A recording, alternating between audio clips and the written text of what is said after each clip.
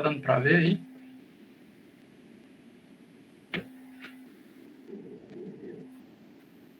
Bom, pessoal, boa noite, né? Hoje eu vou falar sobre como ler e interpretar um artigo científico. E, de início, os objetivos da apresentação é essa daí, a importância de saber interpretar artigo científico, aí relembrar os 3 principais tipos de estudos que foi abordado naquele nosso encontro passado, qual a ordem de ler um artigo científico, aí eu vou ler um artigo científico com vocês aqui, trouxe um artigo, e algumas dicas de leitura que eu coloquei no final. Primeiro, a importância, né, da gente saber interpretar artigos científicos. No caso aqui, esse cientista até falou isso em 1979, na época a gente não tinha nem tanto acesso à internet, né, como tem hoje tanta informação. Na época ele falou que poucas coisas são mais desestimulantes para editor médico do que ter de rejeitar um artigo com base em uma boa ideia, mas com falhas irremediáveis no método usado. Ou seja, ele falou isso na década de 70, e que não tinha nem tanta informação, e assim, não era todo mundo que podia fazer um artigo científico, era mais aqueles que tinham uma noção de méritos e tudo, que ia lá e fazia, aí você imagina atualmente, né? Aí o Altman, que é um bioestatístico também, que ele produz sobre confiabilidade de estudos e tal, ele falou, né, que nesse artigo aí da BMD, que foi publicado em 94, que precisamos de menos pesquisa, melhores pesquisas e pesquisas feitas pelas razões certas. Porque hoje em dia a gente sabe que a pesquisa é feita muito para a questão do currículo, mas a gente está acostumado, né, até de ego, do pesquisador colocar lá no seu lado, que tem tantas pesquisas e tal. Aí ele fala dessa importância das razões certas. Esse outro estudo aqui, que foi de 2005, né, ele fala porque a maioria das descobertas de pesquisas publicadas são falsas. Isso a gente tem que ter ciência que em torno de 99% dos artigos que a gente tem que a gente vê, acessa pelas bases de dados, assim, ou são artigos que não agregam muito à nossa prática, ou são artigos que têm resultados que a gente não pode extrapolar para o... não é verdadeiro, vamos dizer assim. Aí nesse artigo ele aponta 6 corolários, que são 6 afirmações, né, sobre esse contexto, e a maioria das descobertas são falsas. Aí eu trouxe o corolário 1, 2 e 6, que eu achei mais importante, né? Por isso que eu enumerei assim, botei 1, 2 e 6, não na ordem. No 1, ele fala que quanto menor o estudo, maior são as chances do resultado dele, quanto menor o estudo, mais são as chances do resultado dele não ser verdadeiro, ou seja, aquela questão do tamanho amostral pequeno, ele não representa a população, aquela amostra pequena não representa a população, que a gente falou no encontro passado. Aí também, quanto menor o tamanho de efeito, menor a probabilidade de o resultado ser verdadeiro. Ou seja, por exemplo, você pega o câncer de pulmão. No caso, o cigarro, ele causa câncer de pulmão, tamanho de efeito gigante, porque a pessoa ter câncer ou não ter câncer é bastante diferente. Agora, no caso, por exemplo, assim, daquelas doenças multigenéticas, que tem causa multigenética, são vários genes que atuam nele, a pessoa, para desenvolver aquela doença. Aí você vai e aquele estudo encontra um gene que, associado a milhares, causa aquela doença. Esses tipos de estudos, que têm um tamanho de efeito pequeno, eles têm mais chance de não ser verdadeiro, porque são vários fatores envolvidos. Não são só um fator, como, por exemplo, no caso, o fumar e ter câncer de pulmão está mais ligado. E outro ponto que ele traz, eu achei o mais interessante, que ele diz em campos científicos muito pesquisados, que ele chama de temas científicos quentes, a grande probabilidade de os resultados das pesquisas não serem verdadeiros. Que ele até aborda no artigo, ele fala assim, que, por exemplo, o caso do ovo. Antigamente, a pesquisa dizendo que o ovo fazia bem, aí logo depois sai dizendo que o ovo fazia mal. Ele disse que temas como esse, assim, que são muito pesquisados, campo científico, no caso, ele chama, a grande chance dos resultados daqueles estudos ali serem falsos, porque tem a questão do valor preditivo positivo, e quanto mais, assim, podem ser, como são feitos vários estudos independentes, não tem uma coisa unificada, não tem um método unificado, a reprodutibilidade acaba caindo, ele aborda tudo isso nesse artigo. Achei bem interessante, se vocês quiserem ler depois, tem a referência. E outro ponto da gente saber interpretar artigo científico é a questão de no caso da medicina, né, mas também os outros cursos, enfermagem, farmácia. Antigamente, a gente aprendia mais por livro, né? No livro estava o compêndio de tudo, né? Só que hoje em dia passou a ser artigo. Do mesmo jeito são os guidelines, que antigamente eram esses static guidelines, que são aqueles guidelines que são atualizados em 4 anos, 5 anos.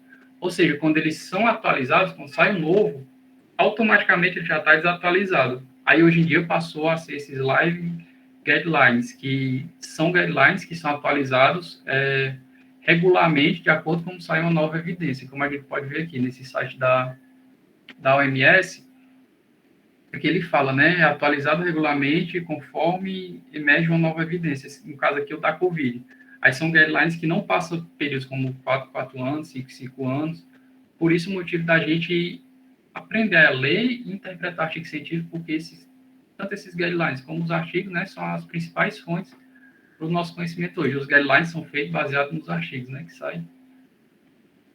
Aí só essa curiosidade que eu trouxe aqui desse livro, que ele fala de práticas que eram aplicadas antigamente, eram executadas antigamente, e mesmo depois de estudos já mostraram que elas não eram mais eficazes e tal, o tanto de tempo que demorou para elas serem, vamos dizer assim, abolidas da prática médica. Por exemplo, a sangria, né, que a partir de 500 a.C., ou seja, há muito tempo atrás, praticavam ela, aí em 1820, acho que foi William Owsley, que ele fez um livro, que é Os Fundamentos da Medicina, se eu não me engano. Aí ele ainda aplicava isso. Aí, nessa época aqui, em 1820, saíram uns estudos falando que era prejudicial a sangria, não resolvia, que usava muito para pneumonia antigamente e tudo. E só parou de ser usado em 1910, ou seja, vários tempos, né? O tanto de tempo que demorou, né? Do mesmo jeito aqui, o repouso no leito, para a dor lombar, começou a ser usado em torno de 1900 e 1986.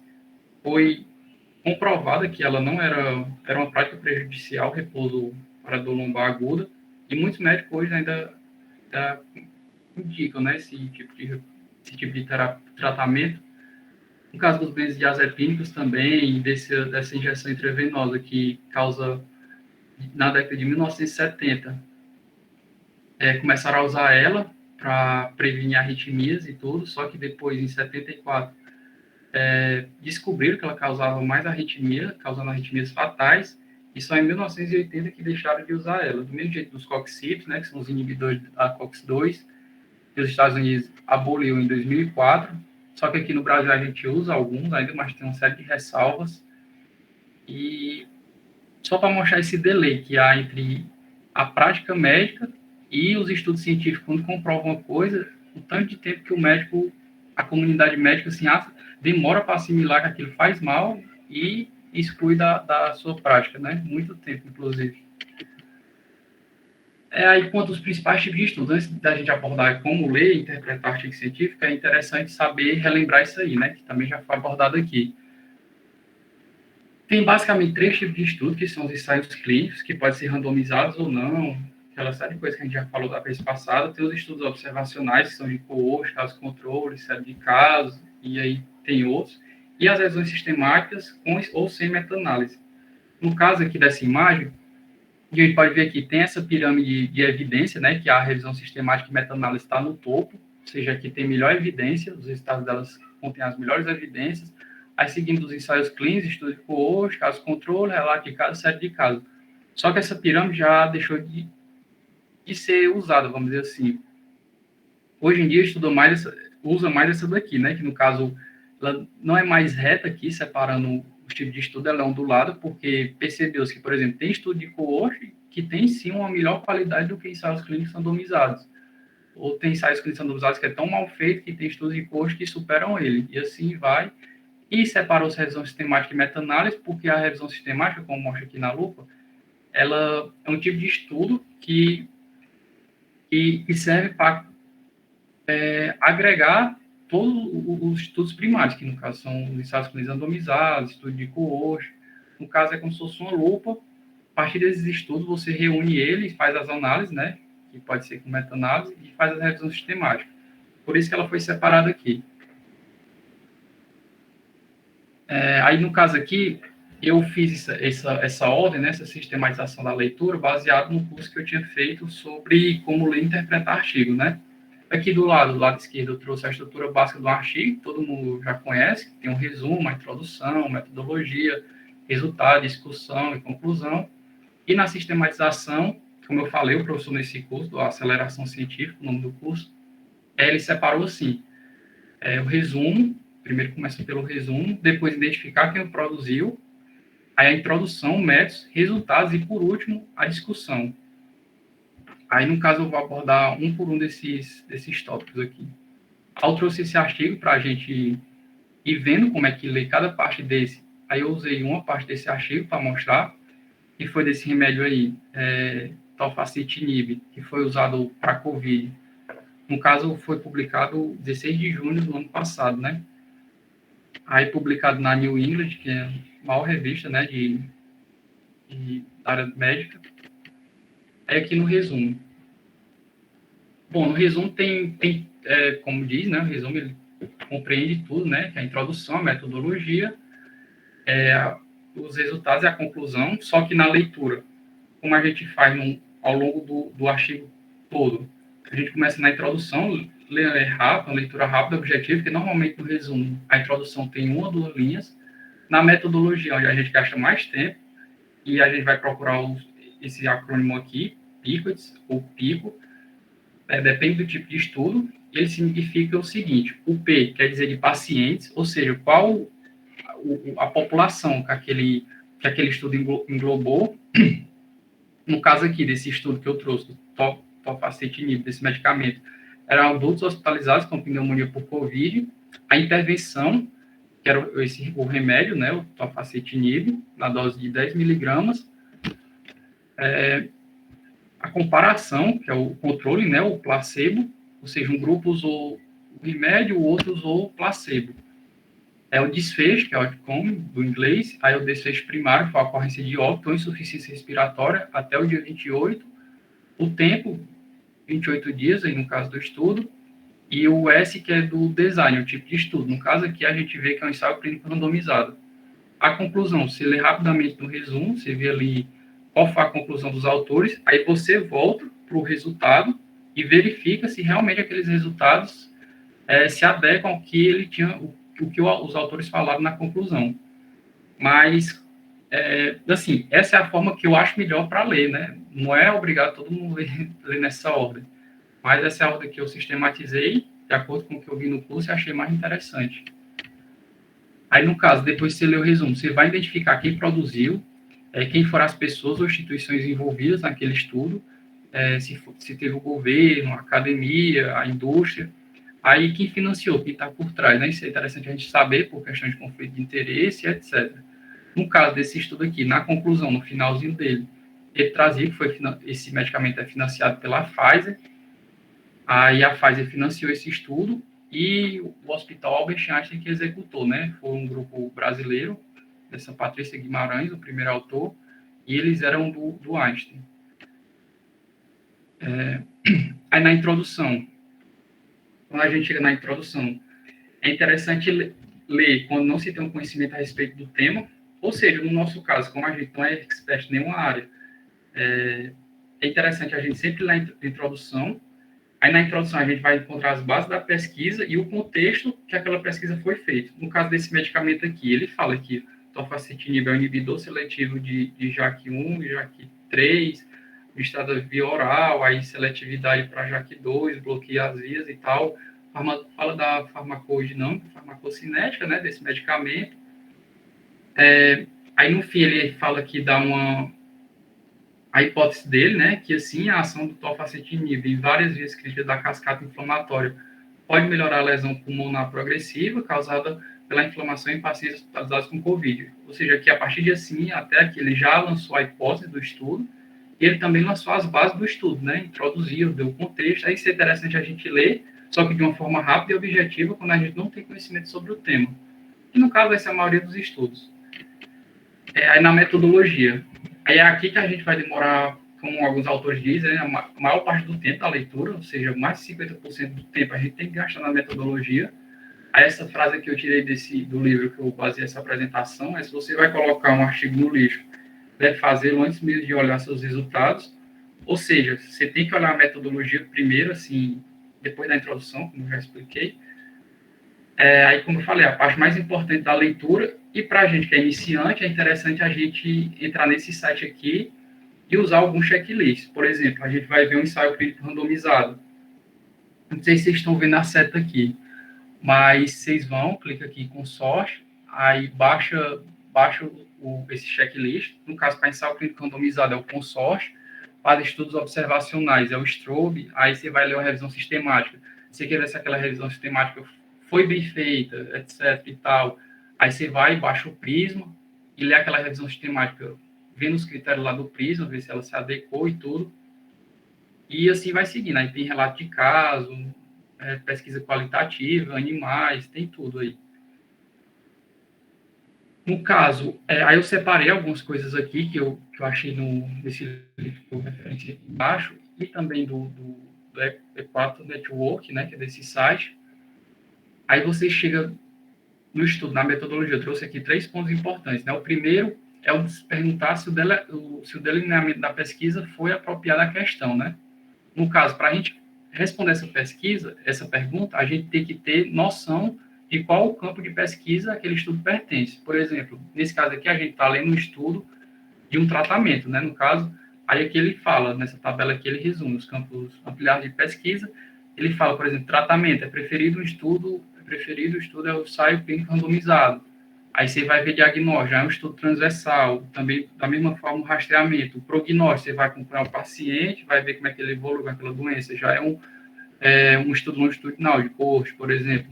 Do mesmo jeito, causa, pode ser um estudo de coorte ou caso controle, e assim vai. Nesse caso, a gente pegou um artigo, tofacitinib, do medicamento, né, um tratamento no contexto da COVID. Nesse caso, é um ensaio clínico randomizado o ideal. Aí a gente vai lá procurar se realmente é um ensaio clínico randomizado, como a gente já viu, né? Logo na introdução ele falou, realizamos um estudo multicêntrico, randomizado, duplo cego e controlado por placebo. Aí beleza, se adequou, né? Então ao delineamento da pesquisa. Outro ponto, no caso do ensaio clínico randomizado, né? Que normalmente ensaios clínicos são que a gente mais vai usar para aplicar na nossa prática. Se ele teve um protocolo previamente publicado. No caso desse estudo aqui, teve o protocolo, ele afirma o protocolo do estudo disponível em texto completo e tal, foi aprovado pelo conselho e tal e tal. Aí aqui lá embaixo, no artigo, né, lá no finalzinho, tem um link do protocolo, normalmente é gigante o protocolo, esse daqui de 252 páginas desse estudo. Aí quando você vê que já tem um protocolo, você já vê que é um estudo mais sério, né, que ele botou as regras ali antes de iniciar o jogo, vamos dizer assim, ele já disse que ia fazer tal análise, tudo aqui ele estabeleceu previamente para quando chegar lá no estudo, ele for executar, ele não, como é que se diz, ele não executar o estudo de acordo com os interesses dele, mas sim de acordo com o protocolo. Outro ponto é a randomização. Se for ensaio clínico, se for randomizado, é como foi feita essa randomização e como os pacientes foram acompanhados. No caso aqui ele especificou, ele botou uma parte nos métodos só para isso, randomização, intervenção e acompanhamento, pacientes, aí ele diz, os pacientes elegíveis foram aleatoriamente designados em uma proporção de 1:1, ou seja, cada grupo, o grupo tofacitinib, que é a intervenção, e o grupo placebo, tinha que ter a mesma quantidade de pacientes, a randomização com estratificação de acordo com o local, ou seja, como foi feito em mais de um hospital, foi separado os grupos de acordo com o hospital. Isso para evitar alguns viés, né? Porque assim, um hospital pode ter um tratamento diferente do outro e tal.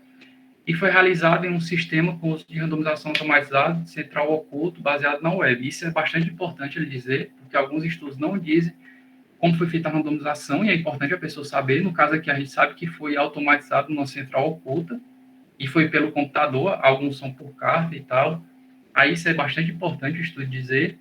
E outro ponto aqui que eu separei foi a questão ele disse, uso concomitante de outros inibidores, a gente for tratar de acordo com os padrões locais, os concomitantes de outros inibidores JAK, agentes biológicos imunossupressores e tal, foi proibido. Ou seja, isso é interessante porque a gente sabe que não foi usado outros inibidores dessa JAK, porque poderia, no caso, se fosse usado, poderia ter um confundimento, né? Um fator para confundir mais ainda, que a gente não saberia se o resultado foi devido ao tofacitinib ou outros inibidores da JAK. Outro ponto bastante importante é quais foram os desfechos investigados e se os desfechos são passíveis de muitos vieses. Por exemplo, no caso aqui, o desfecho, ele separou na metodologia só um tópico lá para desfecho, ali disse bem direitinho, o desfecho primário foi óbito ou insuficiência respiratória durante os 28 dias de segmento, ou seja, a gente sabe que é um desfecho composto, e os estados secundários, aí, esse parágrafo todo aqui, ele botou os desfechos secundários, foram incidência cumulativa, a pontuação na escala NIAID, de gravidade da doença, no dia 14 e tal. Aí a gente tem que ter em mente o desfecho primário, que o objetivo principal do estudo é pegar o desfecho primário e os resultados, né, e mostrar como foram os resultados daquele desfecho primário. No caso aqui, desfecho primário composto, que foram por duas coisas, óbito e insuficiência respiratória. Aí a gente tem que se perguntar se óbito e insuficiência respiratória são desfechos passíveis de muitos viés. Por exemplo, como eu falei no ponto passado, óbito é um desfecho que chama de desfecho hard ou duro, né? Tipo, não tem como a pessoa ficar meio morto. Ou ela morre ou ela não morre. Do mesmo jeito, a insuficiência respiratória. Então, não tem tanto, assim, no caso da insuficiência respiratória, eu não sei tanto, mas é que ele falou, ele disse, botou escala e tudo, ou a pessoa está com insuficiência respiratória ou não está. Tipo, são coisas bem claras que é difícil ter um viés envolvido aí. Aí depois que a gente viu os resultados e tudo, a gente vai viu a metodologia e tudo, quer dizer, a gente vai para os resultados, né?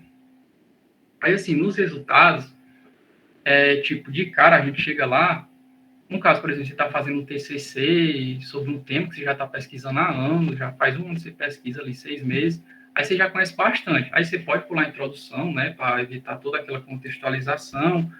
A metodologia, você leu ali rapidinho, aí você vai logo para os resultados. Os resultados é interessante que você não primeiro vá ler o texto, primeiro vá para a tabela e gráfico, porque, assim, um estudo bem feito, ele transmite tudo pelas tabelas e pelos gráficos, dá para você tirar uma conclusão. Aí, normalmente, nos ensaios clínicos, tem a tabela 1, que vai mostrar toda a população que foi estudada, os grupos que foram, e se os grupos são equivalentes, você vai olhar lá se o grupo placebo realmente é parecido com o grupo intervenção, se a média de idade, essas coisas são equivalentes, porque se não for, tem um viés grande envolvido, né?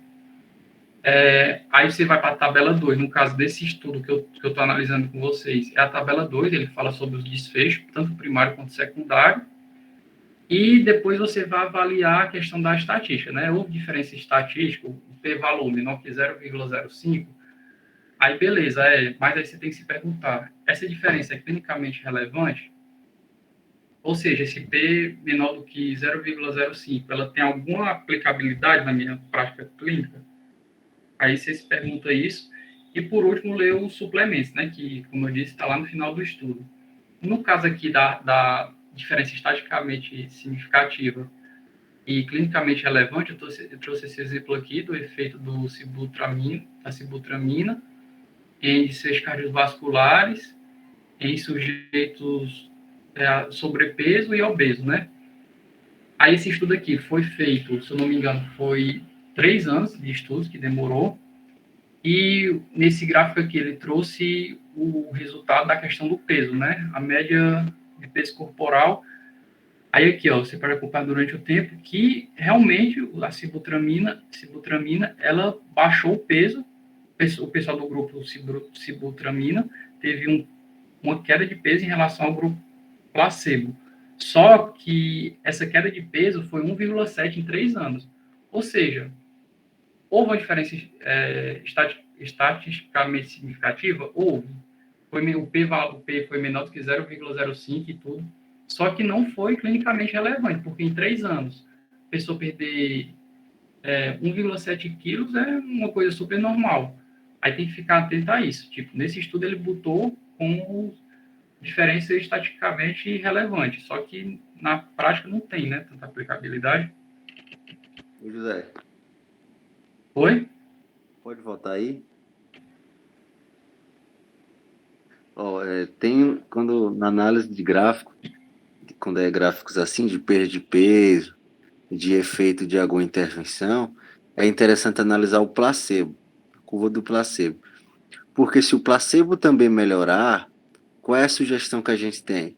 É que aqueles pacientes graves ou aqueles pacientes excesso já tendem a ter um retorno à melhora. Então, se você tem pacientes em estados muito graves, isso pode acontecer duas coisas. A tendência dele é retornar ao que seria esperado.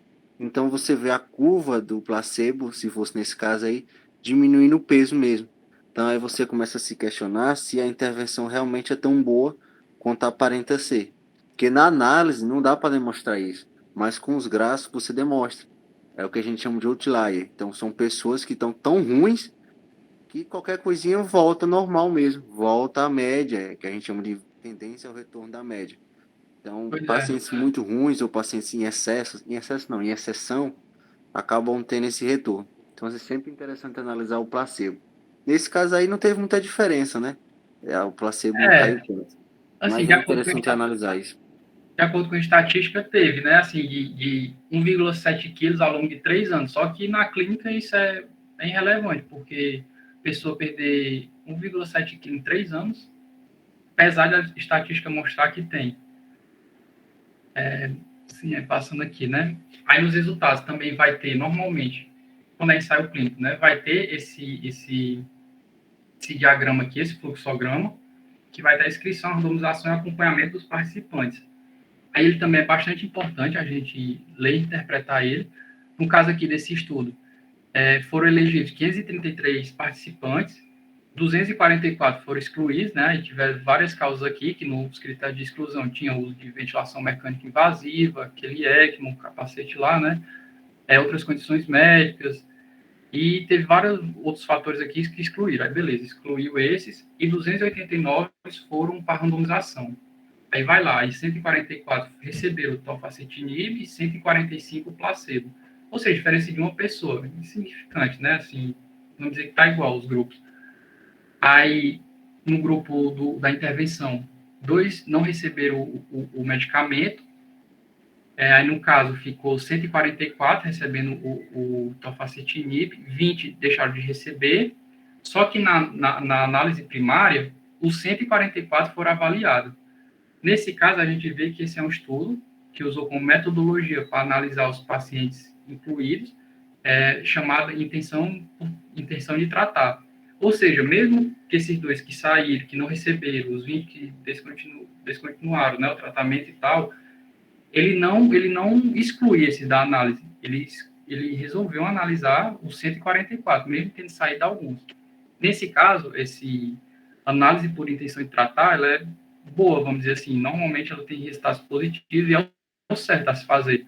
Por mais que pareça estranho, se analisar uma pessoa que saiu do estudo, só que tem toda uma teoria por trás e que é basicamente o seguinte: quando você randomiza, tem aquelas questões de você dividir o que você viu e o que você não viu. Aí tem todo um balanço prognóstico, tá igual os dois ali. Por isso que você deve analisar mesmo os que saíram do estudo. Você bota lá nas análises estatísticas mesmo que saíram dos estudos. Aos que receberam placebo, 3 não receberam, desses 145, 15 descontinuaram, aí 145 também foram para as análises, ou seja, continua a diferença de uma pessoa, e a gente vê um ponto positivo, que houve a análise por intenção de tratar, que essa análise é outro tema, assim, mas se vocês quiserem pesquisar e tal, é importante para entender isso aí. E, e é isso. Aqui, no caso, esse fluxograma, você deve se atentar principalmente a quantidade, que foi para o grupo intervenção e o grupo placebo, e quantos desistiram, né, abandonaram o tratamento. No caso aqui foram poucos, 2 no caso da intervenção e 3 no placebo. Aí você chega na tabela 1, aquela que eu falei, né? Aí aqui que você vai olhar, por exemplo, é as características, que idade. A idade se parece? Casos se pareceu muito, né? Um grupo tinha 55 anos ou 57, aí mais ou menos 14 anos, no caso foi ok. A distribuição também, menores de 45 anos, 30, 39, o outro 30, aqui bem ok, o sexo feminino, 51, 55 no outro, a cor também, se pareceu, tudo ok. Aí você vê que a randomização foi bem feita porque esses fatores aí que podem influenciar o prognóstico estão equivalentes, tanto esses quanto a gente está vendo, quanto os que a gente não está vendo. Tem as questões genéticas e tudo, que a randomização ela faz isso. Aí na tabela 2, no caso aqui desse estudo, foi a tabela 2, ele trouxe mais o resultado do desfecho, né? Aqui, o desfecho primário, morte ou insuficiência respiratória até o 28º dia. No grupo intervenção, teve 26, no grupo placebo, teve 42, aí a medida de efeito aqui, 0,63, ou seja, 37% das pessoas que tomaram o remédio tiveram menos, tanto morte ou insuficiência respiratória. Aí, no caso aqui, o resultado secundário, né, que morte até o 28º dia. E aqui do desfecho primário, teve o p-valor significativo, né, 0,04, e no resultado secundário, a questão da morte, não avaliou a insuficiência respiratória, 4 morreram no grupo intervenção e 8 no grupo placebo, só que não teve um valor significativamente, estatisticamente significativo, quer dizer. Aí, assim, a gente vê que só pelas tabelas dá para tirar, assim, bem dá para colher basicamente todos os resultados, né, do estudo, você tendo uma noção, se dá para saber se a randomização foi bem feita e tudo, certificar, né, porque na metodologia disso foi randomizado. Aí nessa outra tabela você vê o desfecho primário, quais foram os resultados, que no grupo intervenção morreu menos pessoas e tal, média de efeito foi 0,63, foi estatisticamente significativo, e pronto, aí você tem essa noção, né, você vê as tabelas e tal, e se você sentir necessidade, você vai lá e lê o texto. Aí, no caso da conclusão, a conclusão é bastante simples, assim, a gente vê que nesses estudos são publicados nessas grandes revistas, a conclusão normalmente é só um parágrafo, normalmente não, todas as vezes é só um parágrafo, aí por isso que eu coloquei a ideia que deva ter um parágrafo, ela deve ser clara e honesta, tipo, obviamente o pesquisador não pode mentir, né? Nesse caso aqui, a conclusão estava junto com uma discussão. Aí, por último, ele botou só esse parágrafo aqui, que é nesse estudo, entre pacientes adultos hospitalizados com pneumonia por Covid-19, o tofacitinib levou a um menor risco de morte e insuficiência respiratória até o 28º dia do que o placebo. No caso aqui, a gente vê que ele realmente foi bem claro, uma conclusão bem direta, né, clara e simples, né, como deve ser feito. Já na discussão, aí, como a introdução, se a gente não tiver muito, vamos dizer assim, muito conhecimento sobre o tema, é interessante a gente ler a discussão, porque é ali que o autor vai pegar os resultados dele e, como o próprio nome diz, né, discutir com os estudos, ele vai adentrar mais na temática, como eu coloquei aí, é que a gente vê que ele trouxe outros estudos, na segunda etapa do estudo tal e tal, ele fala desses inibidores de JAK. Aí, se você não tiver tanto conhecimento na temática, é interessante ler. E há alguns estudos, a maioria, traz as limitações do estudo, né? No final bota, porém, esse estudo tem tais limitações e tal e tal. Esse aqui não trouxe, mas a maioria tem. Aí você pode ficar ciente, não, esse estudo aqui tem essa limitação, não dá certo para me lutar para esse paciente, por exemplo, não dá certo para aplicar no meu contexto e tal. Aí você fica ciente quando lê a discussão e vê esses pontos. Aí, por último, você tem que formar, obviamente, né? Você lê um artigo, você interpreta, você tem que ter uma opinião. Só que como a gente, estudante, não tem tanta, vamos dizer assim, como é que eu posso dizer, tanta independência, vamos dizer assim, para ler um artigo, é interessante que a gente veja a opinião de outras pessoas, né? Que são da área, que são especialistas e tal. E nessas grandes revistas tem os editoriais, Casal Editor, tem sites especializados, que mais à frente eu vou indicar um. Aí, desse artigo aqui, por exemplo, saiu esse editorial, que foi dia 29 de julho, um mês e alguma coisa depois que saiu o artigo. desses pesquisadores aqui avaliando o próprio artigo. Aí a gente lê, vê os pontos que ele coloca, e de acordo com a nossa opinião, de acordo com a nossa análise crítica, a gente vê se bate ou não, se realmente a gente está fazendo uma análise boa e tudo. No nosso caso, é bastante interessante esses editoriais, essas cartas do editor, para ter essa noção, né, de outros especialistas. Aí, no caso aqui, eu trouxe, de um lado, como a mídia divulgou esse artigo na época e como realmente ele é, né?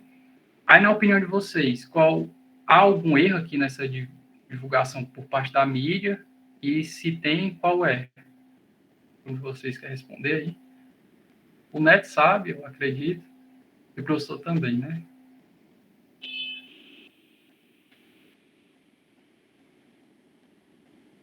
Alguém?